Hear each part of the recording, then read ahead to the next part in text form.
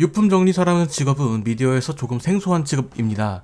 미디어 콘텐츠에서 이와 관련된 영화나 드라마가 있었나 싶을 정도로 흔하게 볼 수 있는 소재는 아닙니다. 개인적으로 아주 예전에 유품정리사라는 직업을 다큐멘터리로 접하게 되었을 때 이 직업을 주인공으로 영화를 만들어도 괜찮겠다라는 생각이 들었습니다.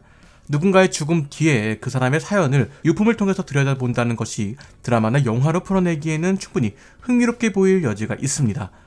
무브 투 헤븐 또한 제가 생각한 것과 비슷한 것에 초점을 맞춰서 제작된 드라마입니다. 가장 흥미를 끄는 것은 바로 추리 코드가 되는 것이죠. 누군가의 죽음을 두고 그 사람이 왜 죽게 되었는지, 그리고 이전까지 어떤 삶을 살았으며 살아 생전에 누군가 전하지 못한 메시지는 무엇인지 그것을 풀어내는 이야기가 주를 이루게 됩니다. 무엇보다 이 드라마에 다뤄지는 죽음이 다양한 이야기를 품고 있다는 것이 이야기의 가장 큰 매력이라고 생각을 합니다. 고시원에서 쓸쓸히 죽어가던 한 청년의 이야기를 시작으로 하여 스스로 목숨을 끊은 부부의 이야기까지 사회적으로 문제가 되었던 사건과 연결되기도 하고 지극히 개인적인 이야기가 등장하기도 합니다. 드라마의 소재가 죽음과 추리라는 사람들의 관심을 끌 수 있는 소재임에도 그들의 죽음에 조심스럽게 접근하는 태도가 눈에 띄었던 드라마입니다. 유품정리사로 등장하는 인물들이 유품정리를 시작하기 전에 고인에 대한 묵념을 하는 장면은 이들이 고인에 대한 예의를 충분히 다하는 모습이죠. 그리고 그들의 삶에 대해서 허투루 다루지 않겠다라는 생각이 듭니다. 그들의 삶을 모두 가치 있게 다룬다는 태도가 드라마의 이야기에 신뢰를 가게 만듭니다.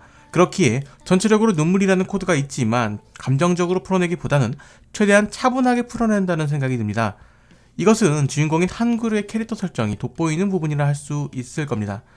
장애를 가지고 있는 인물이지만 자신의 일에 책임을 가지고 있으며 그가 가지고 있는 순수함이라는 면이 유품 정리하는 사람의 태도에 대한 신뢰 및 영화가 스토리를 전개하는 분위기를 이끌어가면서 한편으로는 타인의 감정에 대해서 이해가 어렵다는 것을 이용해서 최대한 건조하게 이야기를 전달할 수 있게 됩니다.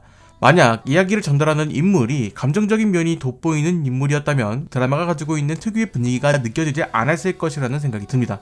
즉, 주인공 한그루는 감정적인 것에 휘둘려 편견을 가지고 있는 것이 아니라 고인이 남기고 간 이야기, 추리라는 코드에 온전히 집중하는 인물이고 감정적인 부분은 그것을 전달받은 인물의 몫이 되는 것입니다. 그렇기에 조금은 건조하게 연출해야 하는 추리와 감정적인 연출이 필요한 슬픔이라는 코드에 적절한 조화가 가능했다고 생각합니다. 드라마를 모두 보고 나서 가장 마음에 들었던 것은 제목의 의미를 보여주는 부분이었습니다. 이 제목의 의미가 후반부에 등장하고 드라마의 스포일러가 될 수 있기 때문에 자세하게 말씀드리지는 않겠지만 제가 감히 말씀드릴 수 있는 부분은 드라마를 다 보기 전에 이 제목이 가지고 있는 모든 의미를 예측하실 분은 거의 없지 않을까 하는 생각이 듭니다. 그리고 그런 메시지를 전달하는 과정 또한 과장되지 않고 천천히 자연스럽게 스며들기 때문에 오히려 그 메시지가 더 와닿는다라는 생각이 듭니다.